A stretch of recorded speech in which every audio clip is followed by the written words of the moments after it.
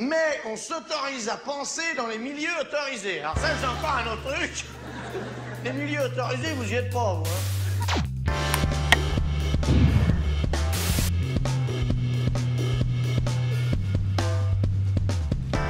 Bonjour à toutes et tous et merci d'être avec nous pour ce nouvel épisode d'OZAP. On s'autorise à penser. La psychanalyse a mauvaise presse à gauche. Non seulement parce que sa théorie analytique, depuis Sigmund Freud jusqu'à Jacques Lacan, est un tantinet phallocentré, voire phallocratique, voire peut-être misogyne, mais aussi parce que nombre de psychanalystes se sont illustrés ces dernières décennies par leur participation enthousiaste à des combats particulièrement réactionnaires, de la transphobie à l'opposition au mouvement décolonial, jusque, bien sûr, à l'opposition au mariage entre personnes de même sexe, toujours au nom d'un supposé ordre symbolique sur lequel reposerait la société tout entière.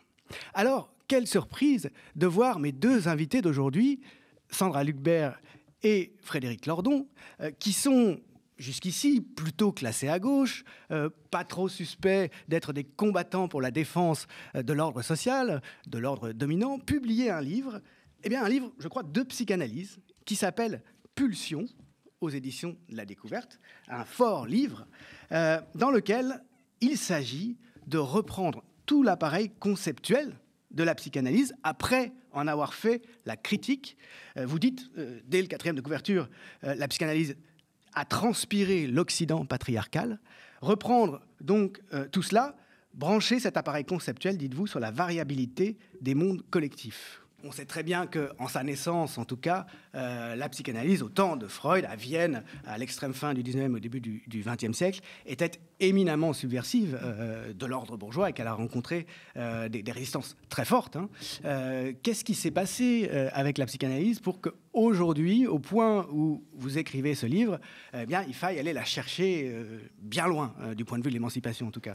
Oui, du point de vue de l'émancipation et du point de vue du champ intellectuel en général, en fait, la psychanalyse a complètement disparu du champ intellectuel et c'est en grand contraste avec ce qu'elle a pu être dans les années 60, 70, où elle tenait le haut du pavé.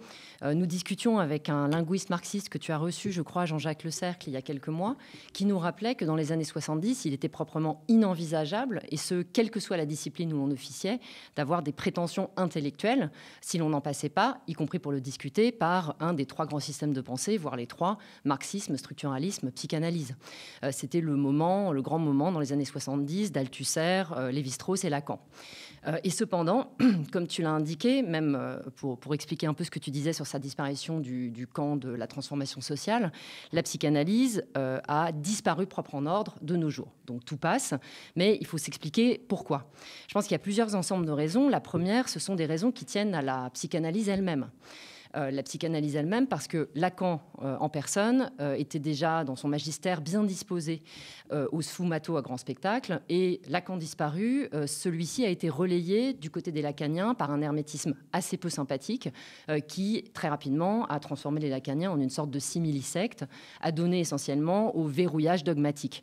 Pour finir, les fractions les plus autorisées, les plus visibles du monde lacanien ont carrément terminé, comme tu l'as indiqué, du côté des forces de l'ordre symbolique, toujours sous couvert de grand appareil conceptuel. Et on peut dire qu'en effet, l'appareil conceptuel de Lacan est assez merveilleux, mais qu'il a fini par devenir une matraque politique. Du côté des Freudiens, c'est un peu moins flamboyant dans la grandeur comme dans l'effondrement. Les Freudiens se sont contentés de persister dans le pédiluve de la castration et de l'Oedipe, c'est ce que tu as un peu indiqué tout à l'heure, en considérant, contre toutes les affirmations autour d'eux, qu'il s'agissait là de coordonnées universelles de l'existence humaine et pas d'une imaginarisation patriarcale de celle-ci. Donc je crois qu'on peut dire sans exagération que la psychanalyse s'est chargée toute seule de se cramer et de disparaître du champ intellectuel en général. Or, et c'est un élément qu'il faut amener dans l'explication de ce que tu dis, en l'absence d'une psychanalyse critique digne de ce nom, comme la nature a horreur du vide, eh bien, le paradigme américain de la santé mentale s'est imposé dans la scène à la fois de la pratique et de l'enseignement. Je renvoie à cet égard les personnes que ça pourrait intéresser au livre de Mathieu Bellassène à la Fabrique sur la santé mentale. Quand je dis que le paradigme de la santé mentale envahit la scène, ça veut dire que les départements de psychanalyse disparaissent des universités et concurremment, finalement, le DSM, ce manuel statistique psychiatrique américain, lui, s'impose à la fois dans l'enseignement et dans les institutions de soins. Je dis un mot du DSM, si tu permets, parce que... Des gros enjeux économiques oui, néolibéraux absolument. Du DSM. C'est ça, c'est-à-dire que le DSM... pharmaceutique. Oui, exactement. Je vais essayer de déplier l'ensemble. C'est-à-dire que le DSM, c'est un classement psychiatrique de plus de 400 troubles du comportement humain, c'est une citation, troubles du comportement humain qui sont devenus la nomenclature internationale quand même de conception des questions psychiques. Donc ça a son importance. Comme tu l'as indiqué à l'instant, le DSM, c'est un grand compagnon de route du capitalisme. Il est apparu avec le Fordisme, il est passé sans heurts au néolibéralisme et on peut dire aujourd'hui que c'est l'un de ces appareillages d'ajustement les plus puissants. Je ne sais pas si tu t'en souviens, mais dans le livre pour lequel tu m'avais reçu la première fois, Personne ne sort les fusils, j'en parlais abondamment, puisque le DSM avait un grand rôle dans le retournement de situation que les avocats de la défense avaient opéré pendant le procès. France Télécom. Oui, le procès France Télécom, pardon. Là où des plans managériaux d'une extraordinaire violence avaient été délibérément organisés pour faire partir 22 000 personnes en 3 ans sans plan de licenciement, le DSM permettait de retourner la situation et d'incriminer les salariés pour les maltraitances qu'ils avaient subies. C'est-à-dire que les plans managériaux dûment conçus pour pousser les salariés à craquer n'étaient plus responsables du craquage et des suicides, c'étaient les salariés eux-mêmes qui en étaient responsables du fait de leur fragilité psychique. C'est pour donner une idée de à quoi peut servir le DSM. Comment fonctionne cette chose-là? J'en dis un mot parce que ce que nous avons fait fonctionne vraiment en contre. Eh bien, il fractionne la psyché en autant de troubles. Donc, ces troubles, on peut les comprendre comme des troubles d'adaptation. D'adaptation à quoi? Au monde comme il va, à ce que Gramsci appellerait l'hégémonie, particulièrement à l'hégémonie capitaliste, puisque finalement, les troubles du DSM sont autant de désajustements à une norme de rentabilité. Il découpe la psyché en autant de problèmes qu'elle pose à une vision fonctionnaliste des humains. Donc, ce DSM, comme tu l'as indiqué, on n'est pas surpris d'apprendre qu'il permet aussi de régler les problèmes l'un après l'autre, séparément, et toujours de préférence par la médication. Un compagnon du capitalisme l'est aussi, en effet, des grands groupes pharmaceutiques. Donc, tout ceci s'oppose point par point à ce que la psychanalyse, elle, pourrait défendre. C'est-à-dire, la psychanalyse, elle pose que la psyché a une cohérence, que les configurations qu'elle se donne peuvent se comprendre dans leur logique, peuvent et doivent se comprendre dans leur logique complète, comme l'expression d'un rapport au monde social. Un rapport spécifique au monde social. Et c'est ça qui est dégagé par le paradigme américain, de même par les TCC, les thérapies comportementales et cognitives, qui sont elles aussi donc justiciables de ce reconditionnement adaptatif des humains aux exigences du capital. Donc, ce qu'on peut dire, c'est qu'il y avait une responsabilité vraiment lourde de la psychanalyse à s'être laissée embarquer dans la pente hégémonique, elle aussi, et à ne plus rien faire contre cet envahissement de la scène par des logiques entièrement libérales, par ailleurs patriarcales, blanches, on pourrait en dire un mot, mais je vais pas m'étendre trop longtemps. Et la bonne nouvelle, c'est que nous avons d'ailleurs commencé à travailler à peu près à cette période-là, depuis 5 ou 6 ans, sur la scène française, en tout cas, on voit comme un frémissement du côté de la psychanalyse. C'est-à-dire qu'un nouvel ensemble de propositions qui sont toutes soucieuses d'articuler la psychanalyse au social historique surgissent. Alors, ce frémissement, en fait, il est double, il est visible à l'intérieur du champ analytique et à l'extérieur du champ analytique. À l'intérieur du champ analytique, je ne serai pas exhaustive, mais pour juste donner un aperçu, il y a beaucoup de propositions qui retravaillent le rapport de la psychanalyse à la norme du genre. Donc je pense à Aurélie Pfauvadel, à Sylvia Lippi et Patrice Maniglier, à Fabrice Bourlaise. Il y a aussi tout le travail qui a été mené autour de la question de la race. Tu avais reçu Sophie Mendelssohn et Livio Boni. Et tu vois, de manière un peu plus large, on peut dire que ce que fait Florent Gabaron-Garcia, c'est aussi essayer d'amener la psychanalyse du côté de l'anti-autoritarisme et de la faire renouer avec ces premières années subversives que tu évoquais tout à l'heure. Donc ça, c'est pour donner un aperçu du frémissement interne, mais il est également externe. Et là, ça vient boucler avec ce que je disais au début, avec le sentiment que nous avons, et nous aimerions y participer, que la psychanalyse pourrait se remettre à circuler dans les sciences sociales et à redevenir un outil à la disposition de tous les chercheurs et les chercheuses, et de toutes les chercheuses. Ce frémissement externe, j'en donnerai juste 2 indications. Un camarade à toi, un historien, Hervé Mazurel, a fait la démonstration que l'inconscient était historique, et le sociologue Bernard Lahire, depuis un certain temps, fait la démonstration qu'il est social.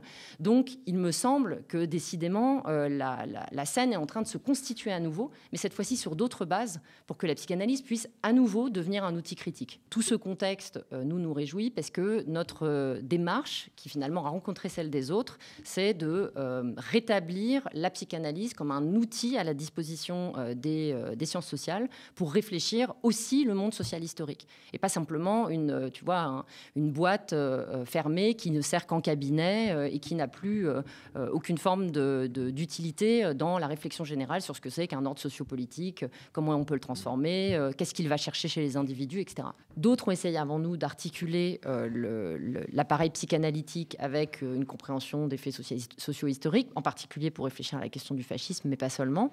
Néanmoins, nous ne nous sommes pas appuyés sur eux dans notre travail, dans la mesure où nous ne procédons pas du tout de la même manière. Nous ne reprenons pas les outils freudiens pour les brancher sur une compréhension approfondie des faits politiques et sociaux.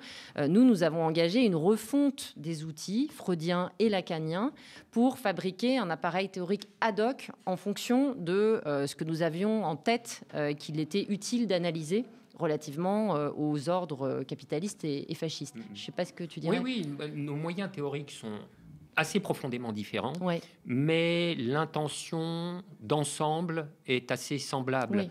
Donc en effet, quand Gramsci s'interroge sur cette aberration en première apparence de masse qui rejoignent le fascisme, notoirement hostile à leurs intérêts matériels, il pose une problématique qui va être reprise en effet par les freudo-marxistes, mais beaucoup plus tard, on peut le dire aussi par Deleuze et Guattari, l'anti-Oedipe, c'est ça également. C'était de dire que l'idée, et là pour le coup, à ce degré de généralité on la partage, l'idée consistait à dire que il n'y a pas une espèce de chape fasciste qui tombe sur les masses, mais que les masses sont parcourues par un désir de fascisme. Voilà, un désir de fascisme.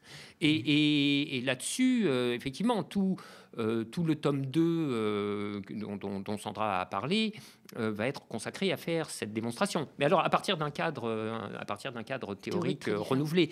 Mais en effet, pour comprendre ce type d'emparement, tu vois, tel qui va bousculer jusqu'aux intérêts matériels les plus évidents, effectivement, il faut aller chercher quelque chose du côté des profondeurs de la psyché. Bon, nous, on a déjà commencé à accumuler un certain nombre d'idées à ce sujet. Je crois que je t'ai entendu parler du dialogue entre Frédéric et Ouria à propos de Capital et Race. Ouais. Et Frédéric évoquait une des hypothèses que nous avons, qui est de réfléchir sur les propositions identificatoires que le fascisme, le nationalisme et le racisme font aux individus et qui leur permettent de se récupérer du point de vue de la consistance psychique d'une manière incroyablement plus efficace que toutes les autres. Tu vois, ça fait partie des pistes à travailler sans les outils de la psychanalyse réélaborés comme nous les avons réélaborés. On ne peut pas réfléchir à ces questions-là.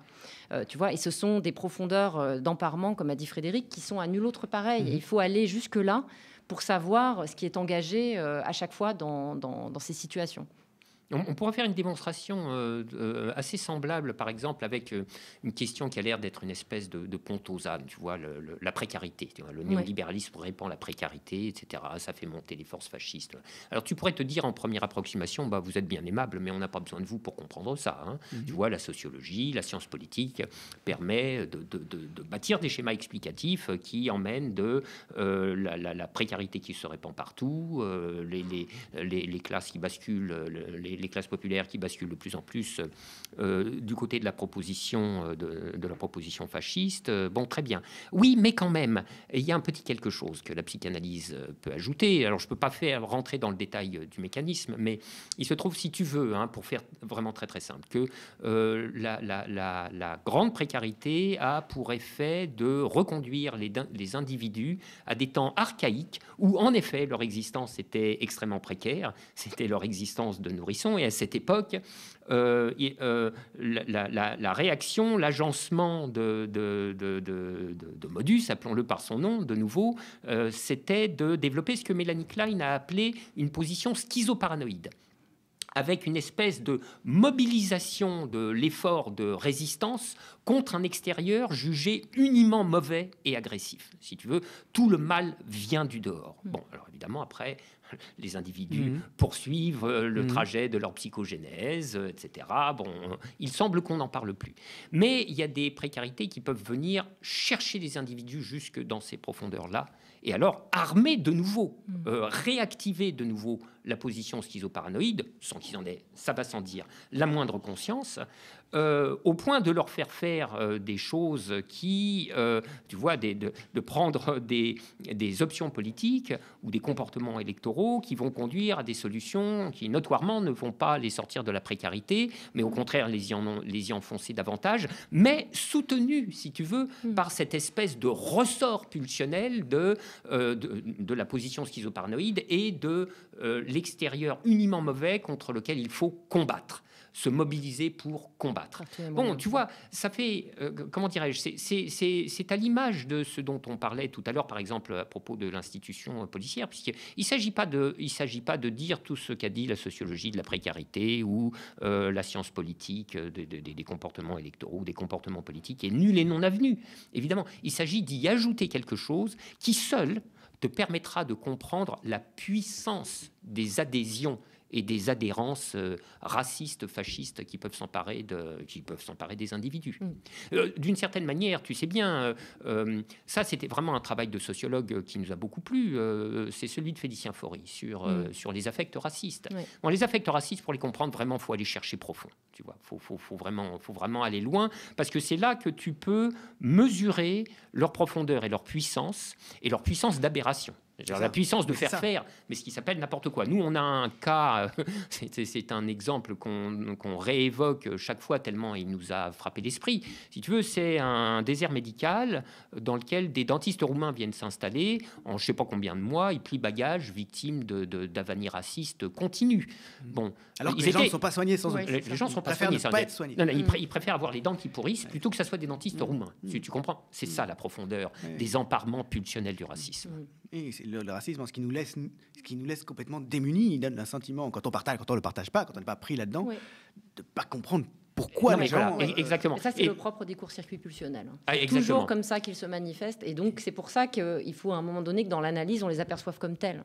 Aussi bien celui-ci que l'autre identificatoire. Parce qu'au moment où tu injuries quelqu'un d'une manière raciste, comme ces gens l'ont fait avec le dentiste, là, tu te récupères du point de vue identificatoire. Et ça, c'est des trucs qui sont vraiment à comprendre comme tels. Tu récupères une consistance psychique si c'est toi, celui qui injurie l'autre et qui le renvoie à l'identification comme déchet. Mais tu vois, ça, ce sont des... C'est le meilleur de sauver soi, en fait. Exactement. C'est de la survie psychique. Voilà, c'est des stratégies de survie psychique qui remontent à des enjeux archaïques, qui sont réactivés à ce moment-là. Même chose avec le masculinisme. Enfin, vraiment, on peut décliner... Une stage de remasculinisation. Oui, exactement. Les identifications nationalistes, racistes, masculinistes, etc. C'est des solutions de récupération. Bon. Et encore une fois, si tu n'as pas cet éclairage-là sur les choses, tu vois bien que la réponse politique peut taper complètement à côté. Tu vas faire une réponse morale. Soit c'est une réponse morale, soit, moi ça me peine un peu de le dire, hein, mais tu vois, tu vas imaginer, on va rétablir des services publics partout, et puis ils vont lâcher leur racisme. Je veux dire, dans le très long terme, c'est bien possible, en effet. À court terme, c'est pas si sûr, parce que la question des intérêts matériels est complètement court-circuitée par les canalisations de la pulsionnalité. Donc tu vois, ça te fait apparaître à nouveau frais le problème dans des coordonnées entièrement différentes. On voit passer des publications récentes de sociologie sur des objets qui sont absolument fascinants, hein. Et à chaque fois, on est désolé de voir à quel point ces travaux n'ont pas le premier équipement qui leur permettrait d'ajouter de l'intelligibilité psychanalytique à l'intelligibilité sociologique, qu'il ne s'agit pas du tout d'évincer ou de remplacer. Je veux dire, c'est deux formes d'intelligibilité qu'il faut faire travailler en combinaison. Et là, ça peut faire des combinaisons extrêmement puissantes. Bon, c'est pas encore réinstallé, si tu veux. Et c'est quand on voit ça qu'on mesure l'ampleur de la déperdition historique en longue période dont Sandra parlait à l'instant. Moi, s'il m'est permis de passer par ce sociologue que j'aime bien, qui est du passé, mais d'un passé récent, puisque c'est de Pierre Bourdieu que je parle. C'est une question qu'on s'est posée en travaillant. Qu'est-ce que ça peut être? Comment reconstituer le rapport de Bourdieu à la psychanalyse? C'est pas très simple. Alors, on a récupéré quelques indices à droite, à gauche. Et il y en a en particulier un qu'on a découvert il n'y a pas si longtemps, hein, qui est un entretien que Bourdieu avait fait avec la regrettée Pascale Casanova. C'était sur France Culture, c'est en 92. Elle était son élève d'ailleurs, hein. Elle avait fait sa thèse avec lui. Je sais bien. À l'occasion du livre que Bourdieu fait paraître avec Loïc Vacan, qui s'appelait Réponse, qui est une espèce de discussion, si tu veux, sur sa trajectoire scientifique jusqu'à présent. Et Pascal Casanova, qui connaît les travaux de son Bourdieu sur le bout du doigt, le reconduit, mais alors presque impitoyablement, à un point d'inconfort, un point de claudication ou un point de contradiction, disons les choses, dans son rapport précisément avec la psychanalyse, puisqu'elle lui dit en substance, bon, c'est moi qui l'a fait parler, hein, mais elle lui dit en substance, mais quand même, c'est tout à fait étonnant qu'un intellectuel de votre ampleur ne dise jamais rien sur la psychanalyse. Alors que cependant, simultanément, on n'en finirait pas de dénombrer dans votre discours les affleurements de catégories psychanalytiques. Et c'est vrai, Bourdieu n'arrête pas de dire des choses comme censure, investissement, libido, pulsion, inconscient, refoulement, mais toujours avec l'air de ne pas y toucher, tu vois, comme en passant.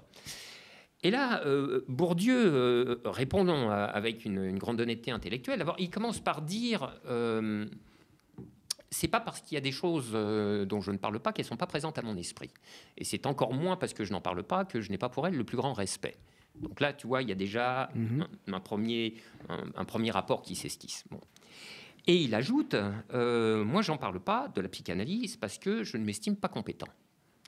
Et là, il y a quelque chose qu'on peut très bien entendre d'une certaine manière. Bourdieu, il sort des années Lacan, hein, tout de même. Donc, si tu veux, il a pu mesurer, pour parler avec ses propres catégories, le droit d'entrée, le ticket d'entrée, tu vois.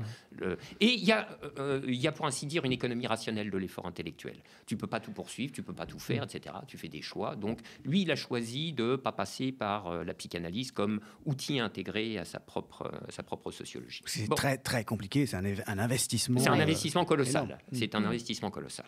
Bon, alors, tu vois, là, au moins, on voit s'esquisser un rapport à la psychanalyse de Bourdieu dont on ne pourra certainement pas dire qu'il relève d'une hostilité de principe. Bon, je fais une litote. Moi, si j'évoque Bourdieu, c'est pas simplement pour le plaisir, si tu veux, c'est pour utiliser de manière un petit peu opportuniste, je le concède, une figure dont le capital symbolique continue de compter considérablement, et pour essayer de convaincre les sociologues d'aujourd'hui que... mettez-vous à cette écoute, là, le cas échéant. Et puis, il y a un deuxième indice, mais alors moi, celui-là, je le connaissais depuis longtemps. Il traîne dans un texte un peu secondaire, un peu obscur dans la bibliographie de Bourdieu. Je ne sais pas si tu le connais, c'est un avant-propos dialogué qu'il réalise avec Jacques Maître à la faveur de la parution d'un ouvrage de ce dernier qui s'appelle « Autobiographie d'un paranoïaque ». C'est de la sociologie des religions. C'est une histoire de séminaire et de séminaristes, c'est très drôle. Mais tu vois, ils sont là dans une espèce de discussion amicale et dans ce registre, disons, un peu plus relâché, un peu moins soutenu, Bourdieu s'autorise à dire des choses qui ne se permettraient pas ailleurs.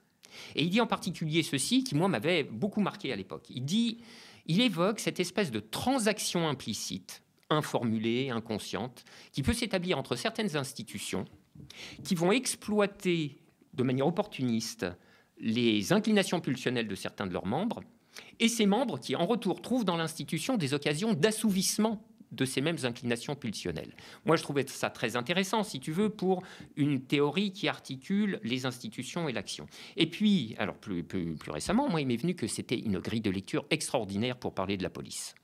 Alors, j'en avais parlé dans une intervention que j'avais faite il y a pas si longtemps avec Paul Rocher, qui travaille beaucoup sur la police.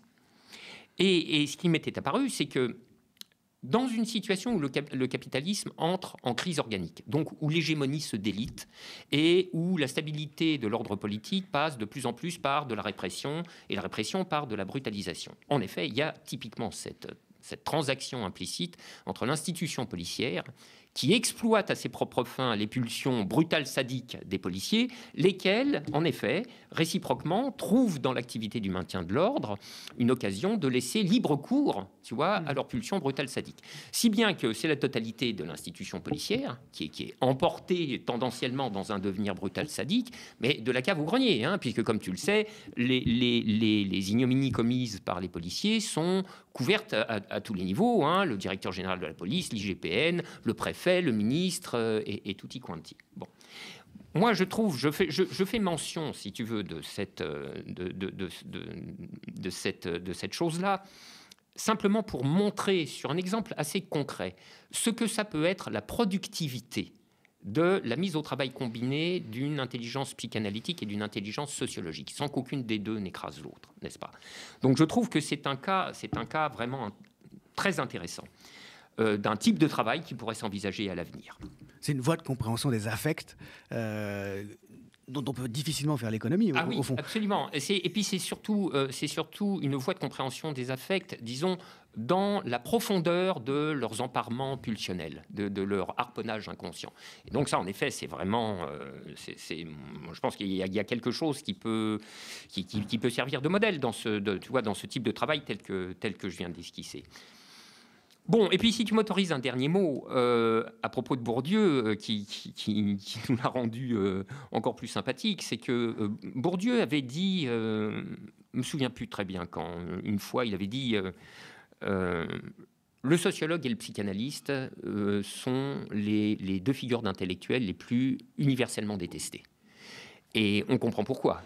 Si tu veux, l'un et l'autre, chacun dans leur registre, viennent dire les individus dans leur détermination. Ils viennent les chercher là où ils ne veulent pas être débusqués, ils viennent leur dire des choses qu'ils n'ont pas envie d'entendre, et en particulier, ils viennent les dire dans leur détermination sociologique ou inconsciente.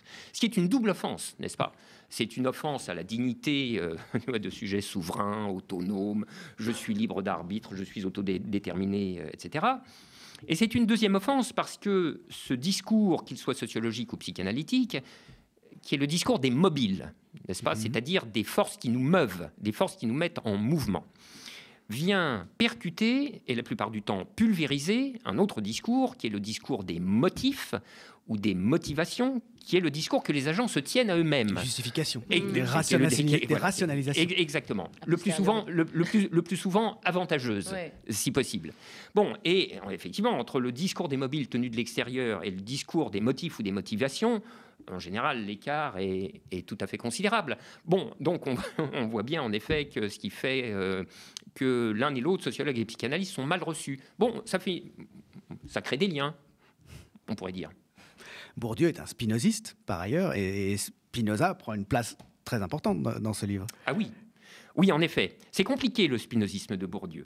C'est très compliqué. Il le cite assez régulièrement. Il le cite régulièrement, mais je me demande si... Écoute, moi, j'ai le souvenir d'avoir encadré, il n'y a pas longtemps, une très belle thèse d'un doctorant qui s'appelle Victor Collard, qui a fait un magnifique travail et qui était parti précisément, bon, je ne veux pas ennuyer tout le monde avec Spinoza quand même, mais qui était parti sur cette hypothèse Bourdieu-spinoziste, et qui, ayant décortiqué méticuleusement toute la trajectoire intellectuelle de Bourdieu, a conclu que finalement pas tant que ça.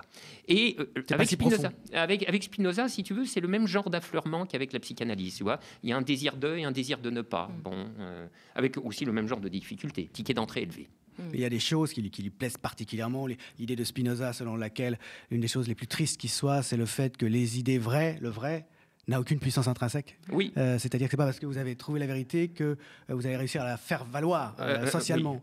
Ça, c'est quelque chose qui revient assez souvent. Alors, pas seulement, mais puisqu'on parle de psychanalyse, on pourrait ajouter que c'est une idée qui est particulièrement importante pour en rabattre des illusions qu'on peut avoir avec une cure analytique. On peut très bien avoir l'intellection rationnelle de ces mécanismes névrotiques, enfin peu importe, et pour autant que ça soit loin de suffire à en sortir. À faire autrement. Oui. Et là, il y a une forme de fatalisme aussi qui, à mon sens, peut être attaché à la psychanalyse, en tout cas à un certain discours de Freud notamment, sur le fait que une fois qu'on a identifié pourquoi on est malheureux, ça veut pas forcément dire qu'on va réussir à en sortir, mais ça renvoie aussi à Spinoza qui dit, me semble-t-il, avec cette histoire de la pierre, là, que sa plus grande liberté, c'est de savoir qu'elle tombe, c'est ça? Non, c'est-à-dire la métaphore de Spinoza, c'est si la pierre tombait, Oui. et elle se figurerait, et qu'elle avait un esprit suffisamment développé pour avoir des pensées, elle se figurerait tomber librement. Voilà. Oui. Donc effectivement, on lui expliquerait que non. Mais de Spinoza vient aussi, en cas, Bourdieu fait souvent référence à Spinoza autour de l'idée que la première condition pour espérer accéder à un petit peu de liberté, c'est de voir à quel point, d'apprendre à quel point on en a peu, à quel point on est déterminé, indépendamment de sa volonté. Absolument. Ça aussi, c'est un élément... Bien sûr. Mais je parlerai pas de fatalisme. Moi, je sais pas ce que tu dirais. En réalité, ça restaure des marges de manœuvre, d'avoir une conscience de ses déterminations d'abord, et d'autre part... C'est le paradoxe. Oui, et puis pour ce qui est du dispositif analytique, il y a une différence entre avoir l'intellection froide de ce qui te meut et faire une analyse, une analyse dans des bonnes conditions avec quelqu'un avec qui ça peut fonctionner, où il se passe autre chose que juste une intellection de l'extérieur de ce qui t'arrive. Tu vois, là, pour le dire en termes lacaniens, tu reparcours tes chaînes signifiantes de telle manière à ce que se produisent des déplacements. Tu vois, donc évidemment, c'est pas des déplacements telluriques comme pourrait produire du Doliprane quand on a mal à la tête. Mais en revanche, en fait, sur le long terme, les transformations existent et se produisent. Voilà, je pense qu'il faut simplement changer de paradigme pour réfléchir à ça. Aussi avant tout par une relation de transfert, ce qu'on appelle le transfert avec un thérapeute. Oui. Le transfert, c'est ce qui ajoute des affects à l'intellection. C'est ce que j'allais dire. C'est ce que dit d'ailleurs Spinoza sur la compréhension. Il dit la compréhension vraie du bien et du mal ne saurait suffire. La chose que tu évoquais tout à l'heure. Mais si tu lis cette compréhension vraie à des affects, là, la compréhension vraie peut s'installer dans ton corps-esprit sous un autre régime d'entrée, quoi. Moi, je ne sais pas si c'est ça que tu aurais dit. Absolument. Mais là, c'est exactement la même chose dans une analyse. Donc, lire un livre de Freud et avoir l'impression qu'on se reconnaît dans tous les cas des 5 psychanalyses, etc., ça n'a absolument rien à voir avec être engagé dans une psychanalyse et faire ce travail-là depuis soi-même, quoi. Ça n'a pas de vertu thérapeutique et cette thérapeutique, depuis Freud, passe par ce rapport, passe par cette pratique. C'est ça sa grande invention, quand même. C'est assez merveilleux. Bon, c'est vrai que ça, c'est la dimension dont on ne parle pas du tout dans le livre. La dimension analytique en elle-même, nous, on est parti sur la théorie. Comme nous ne sommes pas praticiens, nous n'avons pas de clinique, etc., on n'allait pas s'engager, tu vois, à parler de choses qu'on ne maîtrisait pas. Donc voilà. Mais je veux dire, indépendamment de cette dimension thérapeutique, etc., il nous semblait que remanier, comme tu l'as évoqué tout à l'heure, remanier l'appareil psychanalytique avait quand même son importance dans la mesure où la psychanalyse, en réalité, s'est construite, enquistée dans des formations sociales qu'elle n'apercevait pas comme telles. Et ça, c'est un des gestes que nous avons essayé de faire. C'est pour ça, tu parlais de pourquoi on est allé chercher Spinoza, à part parce que Frédéric est maintenant consubstantiel de Spinoza. L'autre raison, c'est parce que Spinoza nous apportait la méthode géométrique. C'est comme ça que More Geometrico, chez Spinoza, à la manière géométrique. En réalité, dans notre déclinaison, la manière géométrique, c'est une façon de repousser autant qu'il est possible l'apparition des présuppositions situées, socialement situées, pour construire l'appareil analytique que l'on utilise. Donc, en l'occurrence, dégager le plus longtemps possible la situation dans un ordre patriarcal, dégager le plus longtemps possible la situation dans un ordre blanc, c'est-à-dire essayer de dégager des mécanismes fondamentaux qui puissent jouer dans toute société avec les variables ajustées qui transforment les données, tu vois. Donc, en gros, c'est pour ça qu'on est allé chercher Spinoza, pour ça et pour d'autres raisons.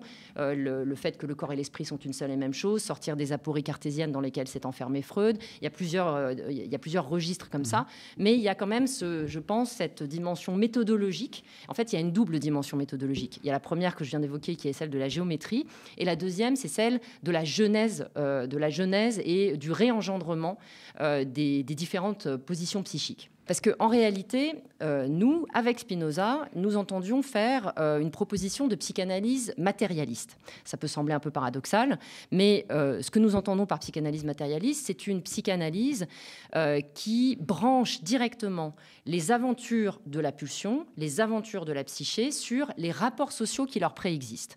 C'est-à-dire une psychanalyse qui ne sépare pas la compréhension des structures psychiques de la compréhension des structures sociales.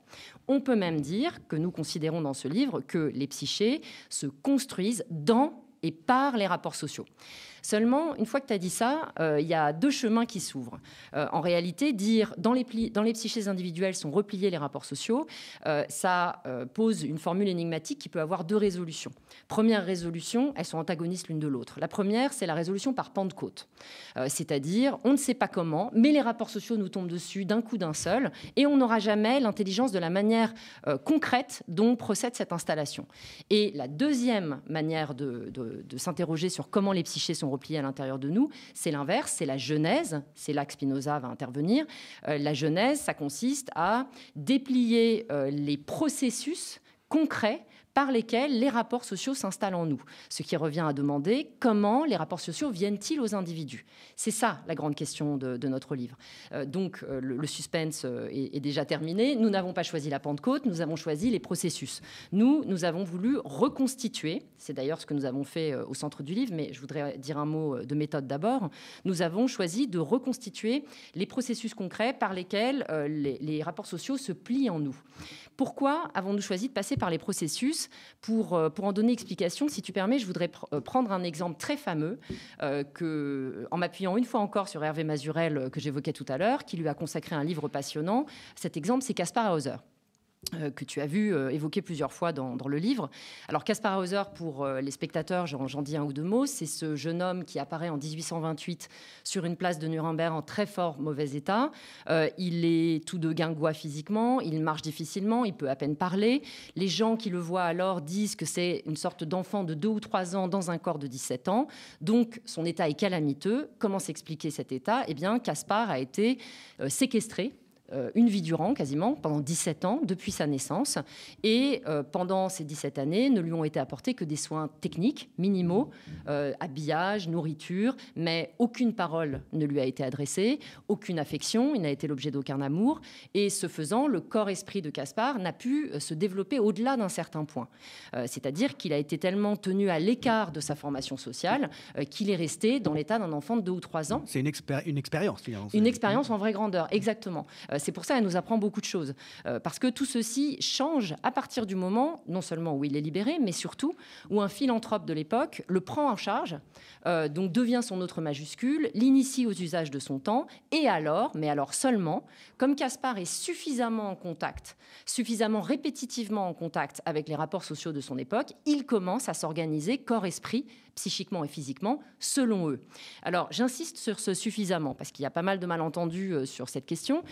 Bien entendu, on peut dire, car c'est tout à fait exact, que Kaspar a été saisi par les rapports sociaux à la naissance, comme nous le sommes tous et toutes. En particulier, les rapports sociaux de genre, de parenté, de classe, dans le cas de Kaspar. Si on en croit Mazurel, ce qui est arrivé à Kaspar, c'est qu'identifié comme garçon, il a été également considéré comme un danger pour une histoire de succession, et c'est ça qui lui a valu la séquestration. Donc tu vois, on voit bien qu'ici, saisi, il ne l'a pas été à moitié. En effet, son destin a été décidé parce qu'il a été assigné au genre garçon à la naissance. Mais être saisi par les rapports sociaux ne veut pas dire qu'on s'est développé, constitué, agencé en fonction d'eux. Pour que ceci ait lieu, il faut qu'on soit exposé suffisamment répétitivement, sur une suffisamment longue durée à ces mêmes rapports, pour qu'on puisse entièrement se configurer en fonction d'eux. C'est la raison pour laquelle nous pensons utile d'en passer par les processus. Parce que là, si on n'avait pas l'expérience de Kaspar, on pourrait peut-être passer à côté. Mais qu'est-ce qu'on constate ici ? N'ayant pas été exposé, saisi, mais pas exposé, donc pas disposé selon, Kaspar est dans l'état d'un enfant de 3 ans à 17 ans. À 17 ans seulement, parce que le philanthrope le lui explique, il découvre qu'il y a dans sa société une différence qui est faite entre les hommes et les femmes. Donc, tu vois, le fait d'avoir été saisi par le rapport de genre ne lui donnait pas l'intelligence du rapport de genre. C'est tout à fait évident, mais il vaut mieux le prouver. Et de la même manière, il apprend le langage de son époque, il en apprend la secondarisation particulière à partir des enseignements du philanthrope. Et là, et ça c'est très spectaculaire, c'est pour ça que ça valait le coup d'en faire un livre, son corps et son esprit se développent. Il prend 20 cm de haut, ses dents commencent à pousser, il se met à parler, à penser, à rêver, si l'on en croit Werner Herzog dans son merveilleux film. Donc vraiment, la vie de Kaspar se transforme complètement. Je crois que c'est l'exemple le plus éclairant qu'on puisse trouver pour justifier la nécessité d'en passer par un dépli des processus quand on s'intéresse à la rencontre des individus et des rapports sociaux. Parce que, tu vois, il y a 2 points qu'on ne peut pas comprendre en dehors de la logique des processus. Le premier, c'est pourquoi les rapports sociaux arrivent différemment aux différents individus.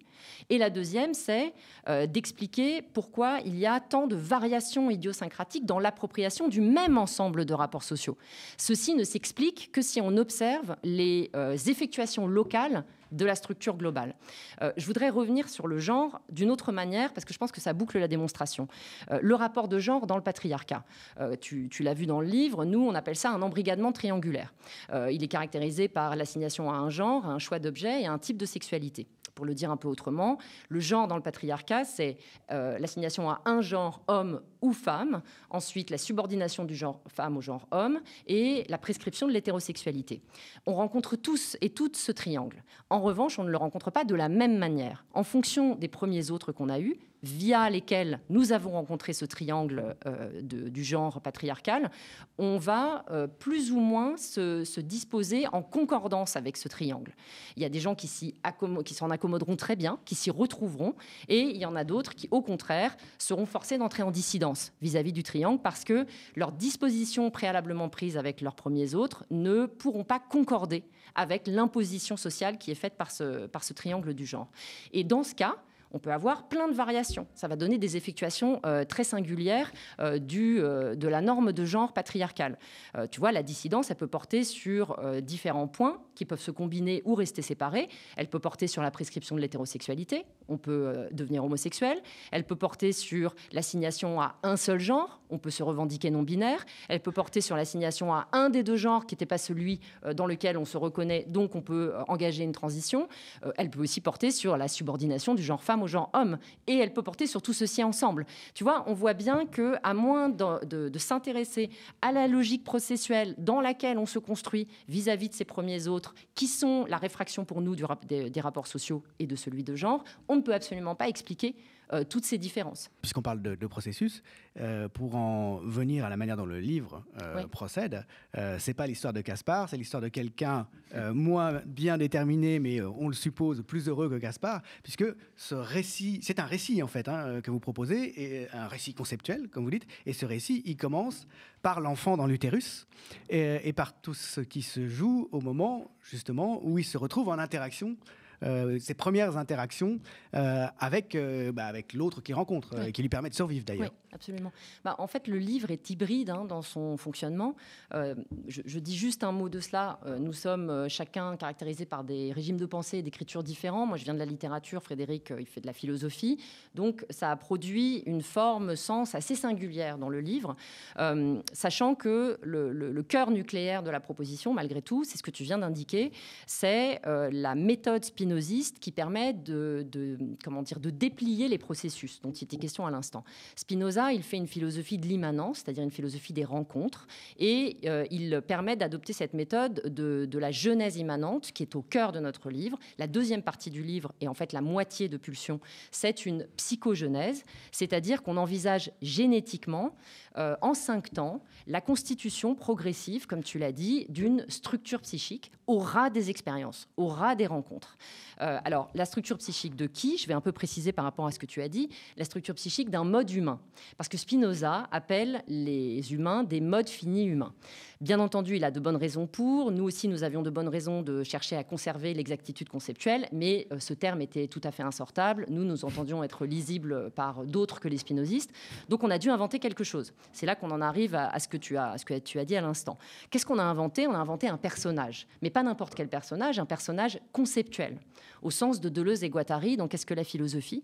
C'est-à-dire un personnage qui permet d'accéder à la forme d'expérience, à la forme de vie qui est repliée dans un concept. Le concept, je l'ai nommé à l'instant, c'est le concept de mode. En latin, mode se dit modus. Alors nous avons appelé notre personnage Modus, avec une majuscule, puisque c'est son nom propre. Modus, c'est le héros de la psychogenèse que tu viens d'évoquer, c'est le porteur de cette pulsion qui donne son titre au livre, il va, propulsé par cette force, et l'un comme l'autre, Modus comme sa pulsion, se configure, pour reprendre ton terme, à mesure des rencontres qu'ils font avec les rapports sociaux via les premiers autres. Là, je reviens sur ce que je disais à l'instant. Donc, c'est un livre de sciences sociales tout à fait singulier, parce que, en réalité, donc nos deux régimes d'écriture se mêlent dans l'aventure. Nous avons délibérément conçu le texte dans une division du travail d'écriture. Tu nous l'as dit tout à l'heure, qu'on nous reconnaissait dans différents endroits. En effet, nous avons tout conçu ensemble, les concepts, la construction, etc. Nous nous sommes très soigneusement relus et amendés, mais nous nous sommes distribués l'écriture des parties. Et donc, la deuxième partie dont il est question ici, c'est moi qui étais chargée de l'écrire parce que je viens de la littérature et qu'il s'agissait de faire un récit d'aventure conceptuelle. La vie de Modus raconte comment Modus, rencontrant ses premiers autres et replié à l'intérieur d'eux la formation sociale qui est la leur, va peu à peu se faire une structure psychique. Alors, tu as parlé de conditions assez favorables comparativement à celles de Caspar. En effet, la structure psychique racontée dans Vie de Modus, c'est celle qui se fait dans les conditions les plus favorables pour le petit. C'est la structure que la psychanalyse appelle névrose. Donc, la vie de Modus, c'est la construction d'une névrose, en fait. Et ça me permet de dire un mot sur un autre intérêt d'en passer par là dans ce texte, qui est aussi une sorte de démarche spinoziste. Tu sais, Spinoza dit ne pas rire, ne pas pleurer, ne pas détester, mais comprendre. Et là, précisément, ce que nous voulions faire, c'est ramener les outils de la psychanalyse dans le plan de la positivité. Positif, pas au sens de l'inverse de négatif, au sens de l'inverse de normatif. Nous voulions arracher la psychanalyse à la normativité insoutenable qui la caractérise. Ceci nous permettant deux choses. La première, c'est de sortir les outils psychanalytiques de leur lectorat réservé. Et la deuxième, c'est de réarmer le pouvoir d'intelligibilité incroyable de ce savoir qui est en train de se perdre du fait de la gangue de pathologisation qui pèse 10 tonnes et qui la rend odieuse à tout le monde et qui rend cet appareil psychanalytique odieux à tout le monde. À ce propos, je voudrais ajouter une chose. Tu sais, comme moi, à quel point les termes de la psychanalyse circulent partout. En fait, on les entend beaucoup. Tout le monde en parle sans savoir ce qu'ils veulent dire, à part les praticiens. Et quand on les entend, c'est sous forme de flèches polémiques ou même de franches injures. Donc, espèce de névrosé, pauvre hystérique, sale pervers, etc. Ceci a la vertu de nous dire deux choses. La première, c'est de révéler que le sens commun, confusément, considère la psychanalyse comme quelque chose qui rabaisse, qui humilie. Toutes ces catégories sont considérées comme des stigmates. Et la deuxième chose, c'est une vérité foucaldienne, c'est que si on laisse les catégories psychanalytiques du côté des normes, en effet, elles sont autant de normes donnant du pouvoir aux individus qui s'en instituent les gardiens. Donc, nous, plutôt que de laisser la psychanalyse décader dans son devenir injure... Devient un instrument de domination, quoi. Exactement. Et nous souhaitions, au contraire, aller récupérer son pouvoir d'intelligibilité, l'arracher à tout ça, à toute cette nécrose par la pathologisation, pour la récupérer justement dans la compréhension générale des faits, des faits sociaux et des faits individuels. Donc, à ce propos, Modus nous est également très utile. C'est aussi pour ça qu'on a fabriqué cette histoire-là. Pourquoi ? Parce que l'intérêt d'en passer par une narration, avec un personnage, avec une littérarisation, c'est qu'on engage un mécanisme bien connu de la littérature qui est le mécanisme identificatoire. Le lecteur ou la lectrice est forcé d'une certaine manière d'embarquer avec Modus pour vivre la construction progressive de sa structure psychique. Or, nous n'avons pas uniquement raconté la névrose. Dans la 5e partie est envisagée aussi cette structure que la psychanalyse appelle psychose, dans sa double déclinaison schizophrénie-paranoïa, et c'est toujours Modus qui se configure selon cette configuration-ci. L'intérêt, c'est que ça permet en quelque sorte de faire visiter de l'intérieur les structurations psychiques sur un pied de totale égalité. Ce sont d'autres possibles de Modus. Exactement. Modus rencontrant différentes conditions se configure différemment. Alors, l'effet... Et on l'a vérifié avec les retours de lecture, l'effet qu'on souhaitait produire et qui semble être produit, c'est que ça fait immédiatement tomber les étiquetages normatifs sur non seulement sa propre structure, mais la structure des autres. C'est-à-dire que les gens nous disent on se reconnaît un peu partout, et de fait, soudainement, tu vois la paranoïa ou la névrose d'une manière complètement différente, puisque tu en comprends les nécessités internes. Tu comprends pourquoi la logique complète dont on parlait tout à l'heure, tu la comprends de l'intérieur, et tu cesses par le fait de considérer comme anormal ce qui, en fait, était un stigmate dans ton esprit, plus par ignorance qu'autre chose, en réalité. Voilà, donc c'était ça l'entreprise que nous souhaitions mener via cette histoire de dispositif narratif, de jeunesse conceptuelle, etc.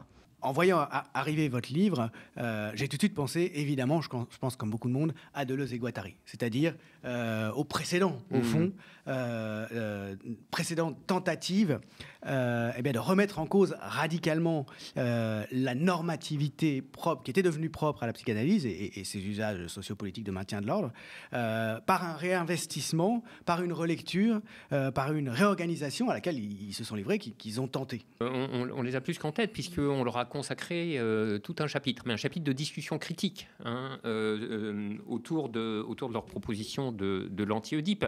Même si ce que tu viens de dire à l'instant, évidemment, nous est très sympathique. C'est un point de convergence indiscutable. Et qui en effet s'inscrit dans cette espèce dans cette démarche de savoir où en est la psychanalyse avec la gauche critique. Alors, je dis gauche critique, tu vois, c'est une espèce de catégorie fourre-tout. Hein, on va pas rentrer dans les détails. Enfin, on va y rentrer un petit peu, mais du reste puisque c'est assez curieux quand même cette histoire, parce que c'est vrai que entre la psychanalyse et la gauche critique, c'est pas une histoire d'amour immédiate.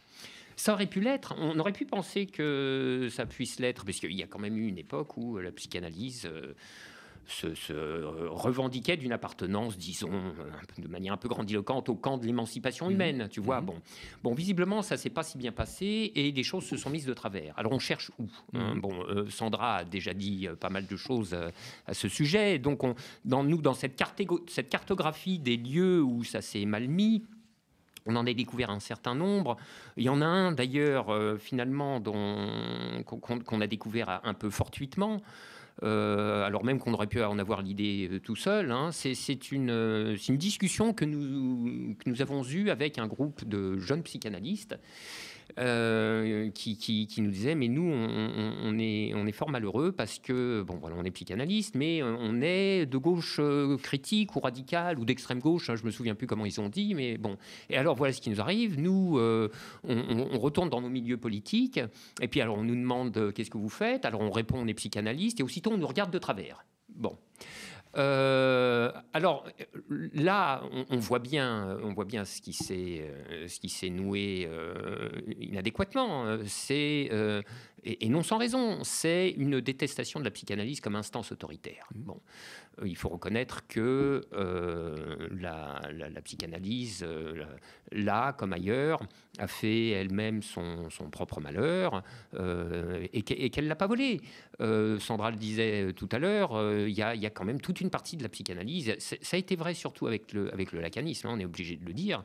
Il y a toute une partie de la psychanalyse qui est passée du côté des forces de l'ordre symbolique. Bon, c'est pour ça que c'est prenant cette objection très au sérieux et animé par l'intention, si tu veux, de refaire une proposition psychanalytique à la gauche critique, à la gauche radicale, qui surmonte ces objections. C'est pour cette raison qu'il y a toute une partie du livre, c'est la 4e, qui est consacrée à une reprise de fond en comble de la théorie de l'ordre symbolique. Bon. Alors, notre proposition à la gauche critique, si on peut dire les choses ainsi, elle tient dans 3 réponses. La première, Sandra l'a évoquée, c'est notre posture est antinormative. Le geste du livre, c'est de comprendre positivement, ou positivement ne veut pas dire le contraire de négatif, hein, n'est-ce pas ? Comprendre positivement, ça veut dire comprendre comment les choses ont été déterminées à être ce qu'elles sont, à être comment elles sont, en différant le plus longtemps possible le moment de juger s'il doit venir. Et en faisant en sorte que, dans l'intervalle, les opérations intellectuelles du comprendre ne soient pas adultérées par les opérations du juger, qui viendra bien assez tôt. Et alors, à cet égard, c'est ce que tu as dit est vrai, hein, c'est d'une certaine manière, j'insiste sur cette clause, d'une certaine manière, notre démarche est assez semblable à celle de Deleuze et Guattari dans l'anti-Oedipe, puisque, comme eux, nous refusons les positions hiérarchiques a priori, tu vois, qui établiraient des différences entre les différentes trajectoires de développement humain, de développement psychique. Bon. Le deuxième élément de la réponse, c'est que du fait même que notre posture est antinormative, elle est antidéfectologique. Alors, qu'est-ce que ça veut dire, la défectologie ? La défectologie, si tu veux, c'est le type de discours qui s'intéresse aux choses pour y trouver leurs défauts, tu vois, qui ressaisit les choses sous l'espèce de leur défectuosité. Bon, alors défectuosité par rapport à quoi quand on parle de développement psychique, par rapport à quelles normes ou quel idéal. Il y a un idéal du développement psychique normal. Bon, bah, soyez gentil de nous dire comment vous le construisez. C'est quelque chose qui est très profond dans la pratique psychanalytique. Mais qui est absolument. Il y a des sexualités matures, il y a un développement normal et un développement anormal. Absolument. Il y a une espèce d'évolutionnisme des stades. Donc les gagnants, ceux qui sont passés par tous les stades. Qui sont devenus adultes. Voilà, c'est ça exactement. Où ils ont intégré le principe de réalité. Hein, tu vois, ça c'était c'est ça. Oui, exactement, le principe de réalité c'est la version freudienne qui, dans la version freudo-lacanienne, s'appelle la génitalité. Ils sont d'accord avec la génitalité, c'est-à-dire avec le triangle patriarcal dont Sandra a parlé tout à l'heure. Bon, écoutez, bonne chance pour nous donner votre concept du développement normal, et puis alors sur une base aussi friable pour tenter d'établir des comparaisons. Donc ça n'ira pas. Donc ça, effectivement, on le refuse également. Et puis, le troisième élément de la réponse, mais qui est le principal, j'en ai dit un mot en évoquant une refonte complète de la théorie de l'ordre symbolique, c'est que de cette reconstruction, si tu veux, il émerge une conclusion qui est que le symbolique a un caractère profondément politique. Et même, il a le caractère d'une hégémonie. Alors évidemment, il n'est pas politique au sens ordinaire du terme. Tu vois, la politique au sens ordinaire du terme, c'est... si tu veux, c'est le domaine du conflit ou du différend tel que, en principe, il est réactivable à tout moment. Et qui va donner lieu à un certain nombre de révisions ou de remaniements. Et c'est ça qui signe le politique. C'est la possibilité du remaniement, la possibilité du changement. Donc, et ça, la psychanalyse le dénie précisément. Alors, voilà, exactement. Donc, de toute façon, là, c'est pas à toi qui est historien qu'on va expliquer ça. Tu vois, il y a une espèce de coextensivité du politique et de l'historique. Parfois, il y a la théorie des pervers ou de la déviance, qui serait créative, qui peut être positive, même si elle est très négative, en général, dans le discours analytique. Mais c'est quand même aussi par la perversion que survient le changement. Enfin, on comprend pas bien.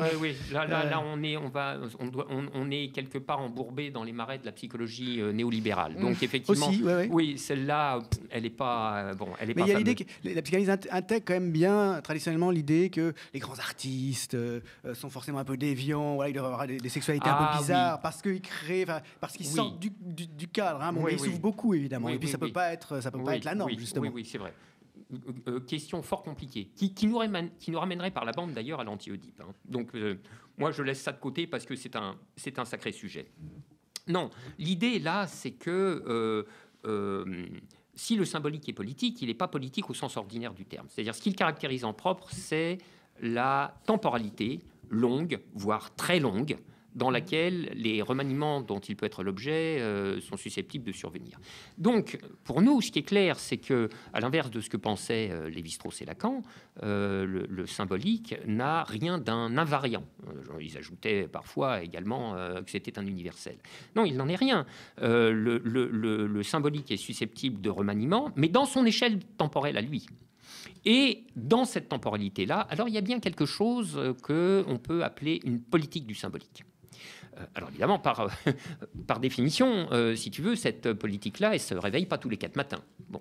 Mais prenons un exemple. Nous sommes dans une formation sociale dont on a déjà parlé, qui s'appelle le patriarcat. Le patriarcat est un ordre symbolique, n'est-ce pas? Il est installé depuis un bail, tu es d'accord. Mais depuis un moment déjà, il commence à être sérieusement contesté. Il n'est pas encore en ruine sur son piédestal, il en reste, mais il est ébranlé de multiples côtés. Bon, ça, typiquement, c'est une conjoncture de réveil de la politique du symbolique, n'est-ce pas? Si bien que nous n'avons pas affaire avec le symbolique à quelque chose qui serait de l'ordre d'un intouchable ou d'un intransgressable, comme nous disent là encore Lacan et Lévi-Strauss, ou bien alors carrément d'un inamovible, n'essayez même pas, c'est pas la peine. Mais nous avons affaire à une structure qui, si c'est dans cette temporalité à elle, est remaniable, bel et bien. La preuve en est qu'elle est en train de l'être, remaniée. Elle l'est en particulier depuis le grand mouvement d'émancipation des années 60, auquel appartenait d'ailleurs évidemment Deleuze-Guattari. Mais il y a justement tout un discours de déploration des psychanalystes sur la désaffiliation, sur l'individu roi, toute une série de schèmes qui rejoignent la nappe discursive réactionnaire générale, justement pour refuser peut-être ce changement. Tu dis ça ne survient pas tous les 4 matins, mais on est dans une période, semble-t-il, d'accélération. Non, mais bien sûr, mais à l'histoire des sociétés humaines. tu comprends que le mouvement réactionnel qui se cabre à la manière dont tu le dis est proportionnel à la durée antérieure d'installation de l'ordre symbolique qui est en train de bouger. Péjoré par le fait que effectivement des psychanalystes sont passés par là et nous ont expliqué que là, attention, c'était des points d'intouchables et que toute transgression entraînait la ruine de la civilisation / l'effondrement de la société, tout ce que tu veux. Donc il est bien il est facile à comprendre que dans les secteurs réactionnaires de la société qui ont vécu dans comment dire, dans un parfait naturel, l'ordre symbolique auquel ils adhéraient de toutes leurs fibres, à partir du moment où la chose est contestée, ça crée un léger sentiment d'instabilité. On peut même parler de franche panique. Oui, il y a une forme de peur, d'angoisse, qui développe un discours terroriste sous les dehors de la scientificité. Moi, je pense à 2 exemples. Celui de Pierre Legendre, ce psychanalyste que je connais bien, parce que par ailleurs, c'est un excellent historien du droit médiéval. Et un lacanien. Par ailleurs. Qui expliquait, quand il a commencé à être question, à la fin des années 90, d'union légalisée entre les homosexuels, que les homosexuels vont mettre à sac la cité. Voilà. Ou je pense, autre exemple, à Marcel Gauchet, qui au départ est une figure de gauche, en tout cas qui était idolâtré aussi bien par la gauche du gouvernement que par la droite, qui expliquait au moment du mariage pour tous, par exemple, que François Hollande et les socialistes, avec cette loi, touchaient à des grands repères de la condition humaine, sans consulter qui que ce soit là-dessus. Alors, il reprenait un discours catholique, parce que ça fait partie de son audience. Mais voilà, toutes sortes de mots. La façon dont Irène Théry aussi a repris à une époque le discours de Legendre, je crois, en expliquant qu'il fallait accepter sa finitude et que c'était remettre en cause les fondements même de l'ordre humain. C'était remettre en cause l'humanité que de penser à une famille qui puisse être fondée, qui puisse ne pas être fondée sur la différence biologique des sexes. Voilà des discours qui s'autorisent de siècles et même de millénaires de prétendue stabilité, dont il faut croire que ça aurait permis un épanouissement souhaitable auquel il faut revenir, par opposition finalement à l'anomie qui nous menace aujourd'hui, à une logique Houellebecquienne aussi, qui est volontiers mise en avant, de déréliction. On devient des Locke, quoi. C'est pour ça que ces gens-là adorent Houellebecq, parce que Houellebecq se met en scène comme une Locke et réclame un retour de l'autorité, parce qu'il ne peut pas vivre tout seul. Il a été libéré contre son gré, finalement, par ce mouvement de 68, par ce désordre symbolique, par la manière dont les cartes ont été rebattues. Et finalement, c'est trop de liberté, on n'y arrive pas, quoi. On a besoin d'un chef. Mais tu vois bien ce qui suit, tout ce que tu viens de raconter là, est ce qui suit d'avoir installé une théorie de l'ordre symbolique sur une anthropologie des universels. Il s'ensuit que dès l'instant que vient à quelques-unes, l'idée d'y toucher, alors d'emblée, on est sous le coup d'un péril civilisationnel. Donc c'est exactement le genre de construction de fabrication imaginaire, collective, politique, déniant leur caractère politique, que nous nous en prenons. Voilà. Et catastrophiste et alarmiste, bien sûr, parce qu'évidemment, quand on entend ça, si on prend ça au sérieux, on se dit attention, le péril est maximal. C'est ça. Nous allons nous effondrer c'est totalement. toujours la fin des temps. Oui, c'est ça. J'aime beaucoup cette plaisanterie que tu fais avec l'étoile mystérieuse de Tintin. Oui. Moi, il m'est venu qu'une figure possible de l'ordre symbolique, c'est Philippulus. Tu sais, le prophète dans l'étoile mystérieuse. Voilà. Celui qui se prend avec le pendule. Non, ça c'est un gong. C'est lui qui. Tu n'es pas un très bon tintinologue. Pardon. Non, là tu confonds le professeur Tournesol et Philippulus. Pardon. Dans l'étoile mystérieuse, il est en toge dans les rues, il a son gong, il frappe dessus et il annonce la fin des temps, en effet. C'est ça, l'ordre symbolique. L'ordre symbolique, c'est ça. C'est un peu le psychanalyste normé lambda de ces dernières décennies, quoi. Voilà. Oui, mais du coup, c'est pour ça qu'on a engagé l'effort géométrique avec Spinoza, c'est pour décoller. Tu vois, les parties de l'appareil qu'on peut conserver, de l'appareil analytique de la psychanalyse qu'on peut conserver, une fois qu'on les a détachées de leur situation patriarcale, blanche, capitaliste en l'occurrence, et de cette manière pouvoir ensuite les brancher sur d'autres situations sociales. C'était vraiment l'essentiel de cet effort. Parce qu'en réalité, tout n'est pas acheté, contrairement à ce qu'on pourrait penser. C'est ça le mal que ces gens font aussi à toutes ces créations, c'est qu'à ne pas faire de la différence entre ce qui appartenait à une seule époque et un seul temps, et ce qui peut se généraliser, du coup, il donne le sentiment que tout ça, c'est un appareil réactionnaire dont il faut se débarrasser au plus vite, quoi. Et toutes les découvertes freudiennes, du type inconscient, transfert, on s'en prive. Les catégories et les thèses de la première psychanalyse, de la psychanalyse freudienne, mais ratifiées d'une certaine manière par la psychanalyse lacanienne, étaient profondément informées par les structures de l'ordre symbolique particulier de leur époque. Alors, qu'est-ce que tu veux bon, Freud... Et puis dans le cas de Freud également, par sa propre situation particulière. Il y a le livre qui est paru chez Amsterdam l'an dernier, là, de Bonomi, qui fait cette démonstration. Il a vraiment pensé au voisinage de ces réalités matérielles à plusieurs sens du terme, quoi. Oui, non, c'est tout à fait vrai. Donc, il fallait défaire cette espèce d'intrication pour dégager des concepts purs qui puissent après être branché, comme l'a dit Sandra, sur n'importe quelle situation sociale, n'importe quel type d'ordre symbolique. La force de ces traditions immuables qui sont au fondement de l'ordre symbolique, elle donne au psychanalyste lui-même une forme de toute-puissance, au fond. Hein, souvent, parce qu'il est le desservant de cet ordre bénéfique à tous, et finalement, il dit le droit, il dit la norme. Oui, absolument. Et il l'a dit scientifiquement. Croit-il. C'est intéressant d'en repasser par ce lieu, en effet, parce que c'est l'un des autres motifs de la détestation de la psychanalyse. À gauche et pas seulement, mais aussi à gauche, c'est ça qui est étonnant. C'est une espèce de lieu commun qui maintenant qui revient de plus en plus, qui est la psychanalyse comme fausse science. La psychanalyse n'est pas une science. Bon, truc de charlatan. Voilà, c'est ça exactement. Donc, et une fois encore, la psychanalyse a elle-même donné les verges pour se faire battre, parce que si tu veux, elle avait nourri une ambition épistémologique, surtout à l'époque de Lacan, qui était parfaitement déraisonnable. Alors il faut se remettre dans le contexte de l'époque.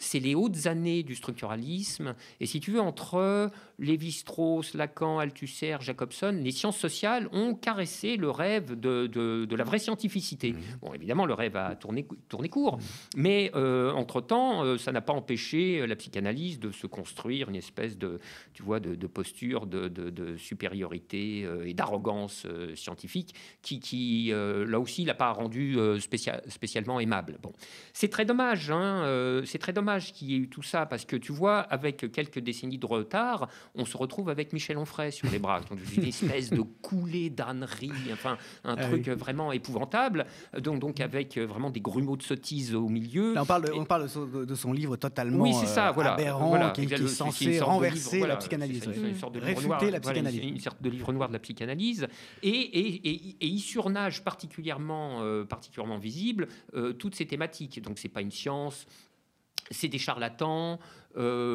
c'est des gourous ou des escrocs ou des gourous escrocs, etc. Et cette marée noire s'est répandue et a fini par gagner des esprits non spécialistes, mais très, très, très sincèrement de gauche. Et nous, on en a fait l'expérience. On en a fait l'expérience autour de nous, de camarades qui connaissent pas spécialement la psychanalyse, mais qui étaient très accrochés à cette idée-là de la fausse science, qui complétait alors, pour revenir à quelque chose que tu disais au tout début, par mais c'est pas efficace, ça n'a jamais guéri personne, tu vois, ça n'a jamais guéri personne. Alors c'est là qu'il faut essayer d'expliquer un peu les choses, parce que en commençant par dire, je sais pas moi, que tu vois, s'occuper d'une psyché, c'est pas la même chose que réduire une fracture, c'est pas une plaque et des vis, c'est bon. Et c'est pas le DSM du coup. Voilà. Et donc c'est pas le DSM, c'est ça. C'est pas le Doliprane, c'est pas le cacheton, c'est pas la nomenclature. Ah, vous avez tel symptôme, vous avez dans tel cas, vous allez prendre tel médicament, et puis voilà, et puis vous allez retourner au boulot, quoi. Mais ce qu'il faudrait presque dire préalablement, c'est que soumettre la psychanalyse à la question de l'efficacité est vraiment en soi une interrogation absurde. On ne peut pas le dire autrement. C'est absurde. Je ne sais pas, moi, il m'est venu une image, alors ça ne vaut pas plus qu'une image, mais quand même, tu vois, imagine, tu as chez toi une table basse à roulettes, où tu mets, je sais pas, tes whisky préférés, les bibelots de ta belle-mère ou ta télévision, enfin, ce que tu veux, et puis quelqu'un vient chez toi, voit la table, les roulettes, et te demande à quelle vitesse elle roule. Oui. Tu vois, c'est la question fait physiquement sens, mais elle est idiote. C'est une question absurde. Bon. L'autre chose qu'il faudrait rappeler à des esprits de gauche, quand même, c'est que l'efficacité est la question néolibérale par excellence. La pensée néolibérale interroge toute chose sous le rapport de l'unique critère de l'efficacité. Donc si on commence à s'engager dans ces voies de pensée, quelque chose ne va pas formidablement. Bon, et ce qu'il faut dire, mais on l'a un peu parcouru dans notre discussion, c'est que c'est pas une question à poser à la psychanalyse. Évidemment, nous savons, quelqu'un qui va en cure analytique, s'y rend parce que il est porteur de souffrance et qu'il cherche à les déposer quelque part auprès de quelqu'un, et que inévitablement il en conçoit l'espoir d'en être relevé. Il le fait mettons guéri, pour espérer changer. Forcément. Mais la réalité du travail de la cure est d'une toute autre nature. À cet égard, moi, je ne sais pas si tu en serais d'accord, mais j'aurais tendance à trouver que là, la psychanalyse n'a pas été trop malhonnête. Surtout la psychanalyse lacanienne, ils n'ont pas donné des vessies pour des lanternes. Ce que tu fais dans une cure analytique, c'est un travail, ce qu'on y fait, c'est un travail sur soi pour se rendre un peu moins étranger à soi-même. C'est-à-dire pour repousser un peu les limites de l'insu, pour prendre un peu plus conscience des forces qui nous mettent en mouvement, pour avoir un peu plus conscience de nos déterminations inconscientes. Et ce faisant, les élaborer. Avec l'éventuel surcroît d'un remaniement. Et car ça arrive. Maintenant, qu'est-ce que tu veux que je te dise ? Il en va de la psychanalyse comme de tous les corps de métier. Hein. On y trouve de tout. Moi, j'ai vu, autour de moi, j'ai vu des psychanalystes désastreux, même dangereux. Et puis, j'en ai vu des stellaires. Bon, j'ai vu autour de moi des gens qui sont allés auprès d'analyse. J'ai vu des massacres et j'ai vu des résurrections. Je dis bien des résurrections, des retours à la vie. Donc, il faut arrêter avec les généralités à la truelle. Bon, et puis pour revenir à l'idée de la science, la fausse science, etc., là aussi, la question, la psychanalyse est-elle une science ou pas, dérive d'une position de problème absurde, ne serait-ce que parce que la science, ça n'existe pas. Bon, il y a la science des mondes non humains, il y a les sciences du monde social historique.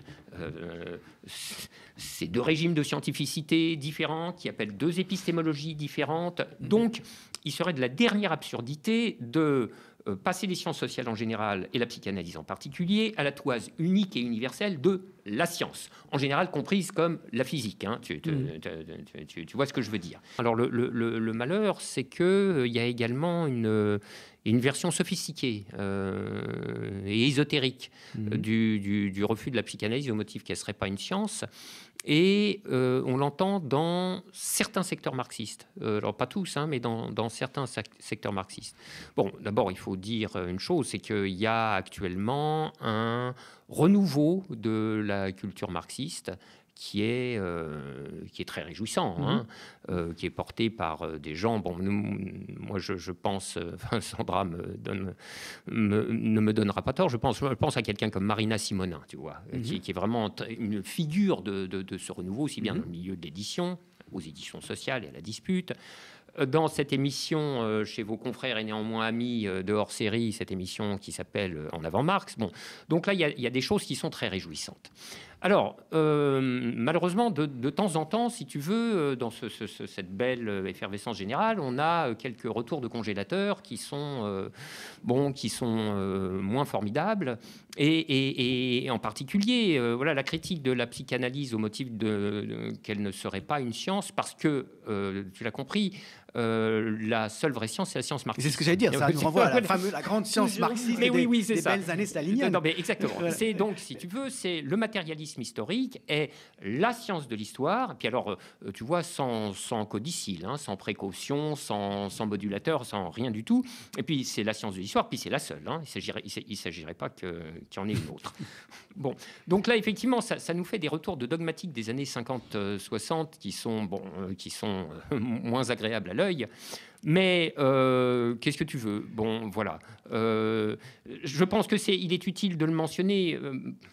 Comment dirais-je, pour avoir une cartographie plus complète des endroits, n'est-ce pas, où la psychanalyse fait l'objet de refus d'obstacles, et pour essayer de les circonvenir. C'est ce que nous essayons de faire, d'ailleurs. Maintenant, je vois, quant à la position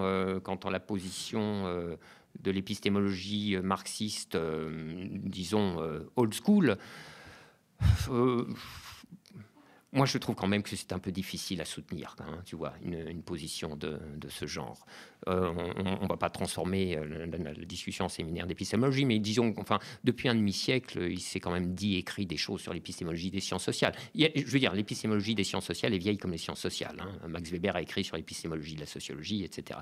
Mais disons, depuis un demi-siècle, il s'est écrit des choses. On peut très bien ne pas être d'accord avec, mais on ne peut pas faire complètement non plus comme si ça n'existait pas, quoi. moi, je pense à tu vois, des références, mon Dieu, qui sont très connues, hein, et qui seront certainement pas faites pour impressionner des marxistes, malheureusement, mais tu vois, je pense le métier de sociologue de Bourdieu, Chambordon, Passeron. Bon, ça date de 68, hein, je crois, le métier de sociologue, mais il y a eu aussi, un peu après, le gros livre de Jean-Claude Passeron qui s'appelle Le raisonnement sociologique, sur l'espace non popérien tu vois, du raisonnement sociologique. Bon, c'est quand même des choses intéressantes, je trouve, dont il est permis de tenir compte également. Dans une veine plus polémique, moi, ça me fait penser à l'article terrible de Bourdieu sur Balibar. Ah oui, qui est repris dans Ce que parler veut dire. C'est ça. Oui. Sur le discours d'importance, marxiste. Et ça s'appelle. C'est très méchant. C'est très méchant. Ça s'appelle quelques remarques sur Lire le Capital. C'est comme toujours Bourdieu, hein, quand il est rosse, c'est d'une rosserie réjouissante. Mais c'est vrai que ça piquait un peu. Alors, Balibar a fait bien d'autres choses et c'est pas pour. Ah non, mais absolument. Oui, tout à fait. C'est pas le dernier mot sur l'œuvre de Balibar. Pas du tout. Mais c'était une époque où il était pris lui aussi là-dedans. C'était la grande époque du structuralisme althusserien. Dans cette science marxiste. Absolument. Mais il y a une responsabilité écrasante, avant de finir, parce que j'y pensais en t'écoutant, il y a quand même une grande responsabilité de ceux parmi les psychanalystes qui sont partis prétendre faire de la médecine, au fond, mais avec toute l'autorité que leur confère justement le sacerdoce psychanalytique. Je pense aux affaires autour de l'autisme en particulier. Ça a été particulièrement désastreux, je pense, pour l'image de la psychanalyse. Je ne sais pas si vous connaissez ce documentaire qui a donné la parole à toute une série de psychanalystes qui tenaient des discours complètement délirants et extrêmement culpabilisants pour les parents sur l'autisme. C'est typiquement, à côté de Donfray et compagnie, le genre de comportement qui a eu des effets dévastateurs. Il me semble-t-il dévastateurs. Oui. Tu veux en dire un mot, Sandra, parce que c'est un sujet que... Non, c'est effectivement, parce que nous, c'est une question qu'on s'est posée, puisque à un moment, nous évoquons, à la faveur de la psychogénèse de notre petit personnage, Modus, la manière dont, dans certaines circonstances, Modus peut en arriver à se claquemurer dans une position défensive extrême, qui est la vie presque non vivable et qui est la vie de l'autisme. Bon, mais là, on a pris bien soin, en nous appuyant d'ailleurs sur les travaux de psychiatres que nous connaissons, psychiatres et psychanalystes, que tu connais aussi. Il s'agit de Mathieu et Lauriane Bellassène. Et de Geneviève Hague aussi. Il y a des travaux merveilleux sur la question de l'autisme. Ce que tu évoques, qui a vraiment beaucoup frappé les esprits, dont tout le monde ne cesse de parler, etc. En réalité, c'est toujours la même chose. Il y a des individus qui ont dérivé à grande vitesse sur l'autorisation qui leur a été donnée, la position de pouvoir, etc., pour dire tout et n'importe quoi depuis leur bricolage sur 3 gaz. Mais si on prend la peine de redéplier de manière conséquente le jeu de force dans lequel peut se situer Modus, donc je vais parler avec le personnage parce que c'est plus simple, pour en arriver au positionnement de repli complet qu'est l'autisme, etc. Nous, c'est pareil, on a essayé d'aborder ça d'une manière géométrique, de voir dans quelles conditions d'extrême disconvenance le petit humain est forcé de stratégiser ainsi psychiquement pour pouvoir s'en tirer en réalité. Que c'est une solution de réagencement psychique pour pouvoir surmonter de trop grandes difficultés. Mais ces difficultés, elles peuvent tenir à beaucoup de choses. Elles peuvent tenir à son propre état corporel. Lauriane Bellassène nous disait combien il est récurrent que ce soit des maladies trop tôt arrivées qui déclenchent, un bouclage de défense parce qu'il faut se préserver d'une manière ou d'une autre.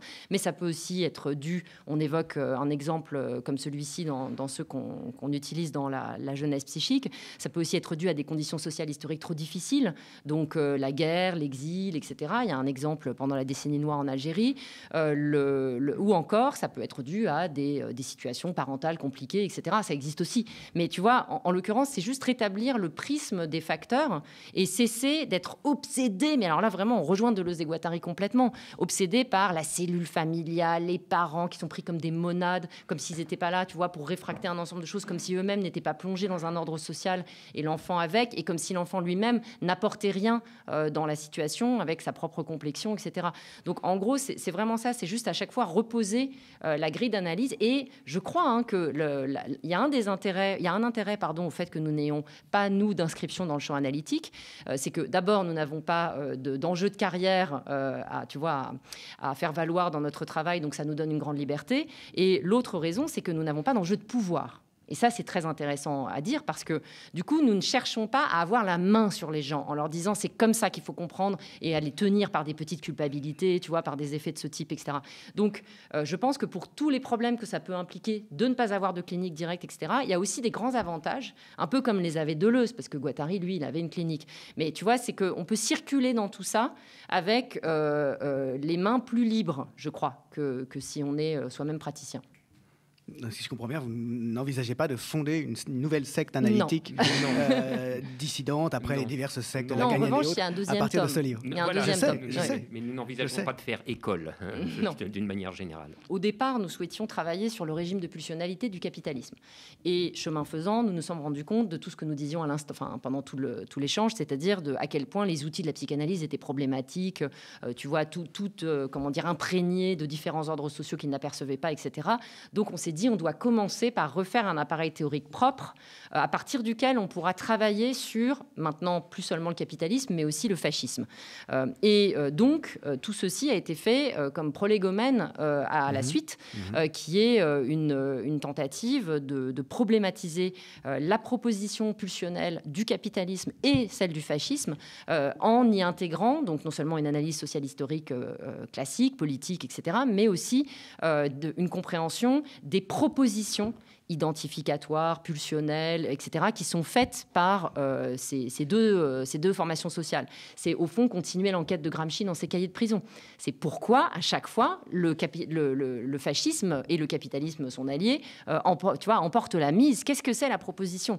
Il avait déjà bien travaillé avec la question de l'hégémonie, mais il y a encore d'autres choses qu'on peut aller chercher, tu vois, sur les emprises que ça a sur les gens, où est-ce qu'elles sont installées, où est-ce que ça vient chercher tout le monde pour que ça ait à chaque fois cet effet qui ne s'explique pas uniquement par les réalités matérielles, d'alliances de blocs, de diffusion médiatique soutenue, etc.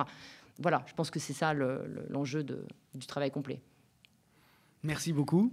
Merci à tous les deux. Merci à toi d'être venus nous présenter donc ce tome 1, Capitalisme, fascisme et pulsionalité, qui s'appelle Pulsion.